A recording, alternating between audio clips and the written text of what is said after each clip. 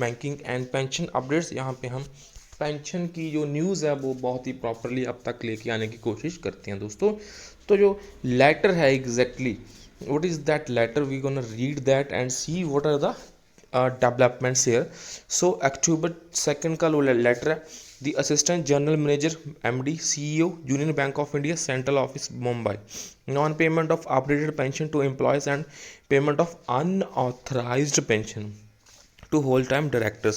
So I have for knowledge and thanks your letter number dated 29 September का था from the assistant general manager in response to the letter dated 26 September to the MD and CEO.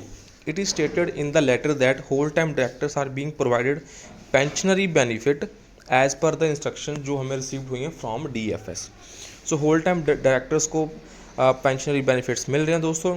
And regarding updation of pension we are yet to receive an information from the DFS। जो genuinely जिनको pension मिलनी चाहिए थी उनको अभी तक कोई update नहीं मिली है दोस्तों from the DFS and IBA, and the same shall be implemented once communicated to us. तो ये लेटर है जो आप देख सकते हैं यूनियन बैंक ऑफ इंडिया को लिखा गया है।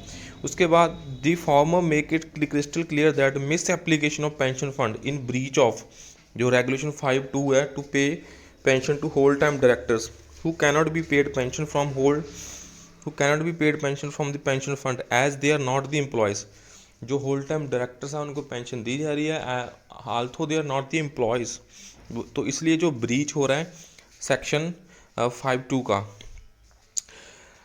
And pension fund from the, so as they are not employees in terms of regulation 2 in a commission of the DFS, and DFS is liable to make good to the pension fund the amount of pension so far paid to the retired whole time directors.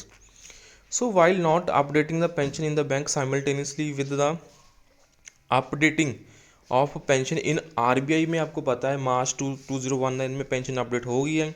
The bank the DFS was acting in breach of industry wide settlement on pension entered into 29 October 1993 between IBA and bank unions.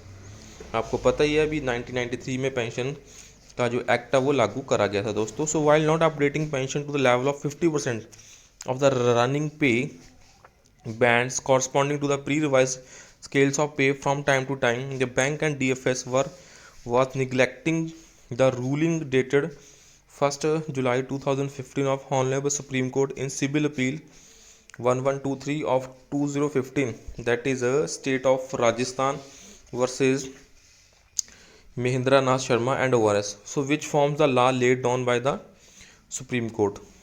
तो आप देख सकते हैं भी हमें as per the जो act है 1993 जो एग्रीमेंट हुआ था बिटवीन यूनियंस एंड IBA, उसके तहत हमें पेंशन का जो इंडस्ट्रियल डिस्प्यूट एक्ट है उसके तहत हमें pension as per the industry wide settlements हमारी नहीं हुई है और RBA में वो हो गई है दोस्तों।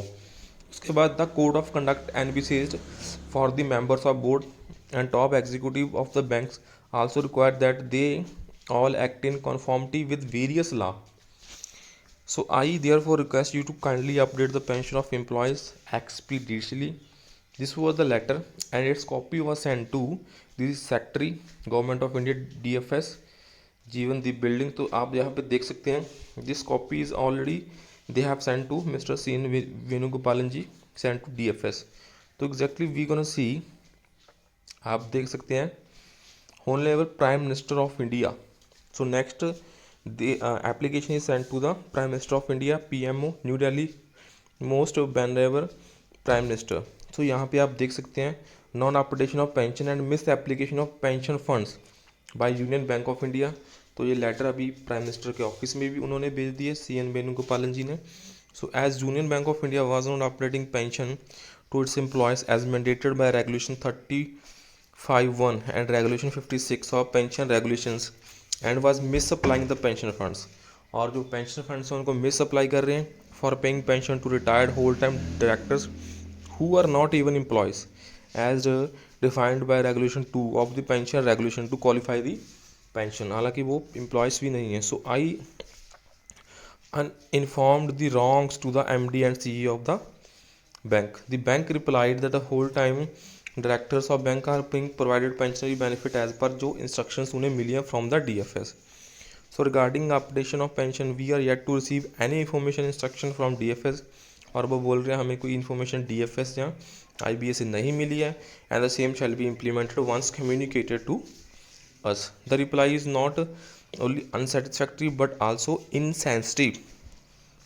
वो अनसेटिस्फैक्ट्री के साथ इनसेंसिटिव भी है. So it is clear admission of the part of bank that it was breaching the pension regulations and misappropriating the pension funds for paying pension to the whole time directors as per the instructions जो receive हुई हैं from DFS. So payment of pension to whole time directors who are not employees within the meaning of regulation 2 of pension regulation out of pension fund which comprises the deferred wages and property of employees amounts to conversion of trust money in the pension fund at instance of a DFS. So it is a crime. तो आप देख सकते हैं it become abundantly clear that bank DFS DF and IB are guilty of misapplication of pension funds जो held हैं in the trust for the benefit of its employees retirees and for authorizing its misapplication for purposes not permitted under the pension regulations. तो आप देख सकते हैं जो उसके बाद wrongfully withholding the benefit enshrined in the statutory pension regulation of to the pensioners and disowning each one responsibility and accountability by pointing the needle of decision making to one another. So I make a humble prayer for to you that in keeping with your committed goals of emailing enabling corruption and for rendering justice to all the manner to all manner of people. So to interview in the matter by directing all three, that is secretary, MD, CEO of Union Bank, chairman of IBA simultaneously, so that they do not pass the buck to one another, to honor the pension regulations in letter and spirit and stop breaching its interest provision with immediate effects. So to direct the banks IBA DFS to pay affiliated pension in all banks forth with as mandated by statutory pension regulations. तो ये उन्होंने humble prayers करी हैं to direct the CAG of India to conduct an audit of the pension funds of various public sector bank to ascertain the magnitude. और इसका क्या magnitude है? Conversion of pension fund for restoring the amount mis spent from the pension fund for upholding the values enshrined in the magnificent constitution of India. So guys, this was the letter जो अभी उन्होंने PM office में भी भेजी है as well as to the Junior Bank of India. तो guys, please subscribe to channel for latest banking pension updates. Thanks for watching.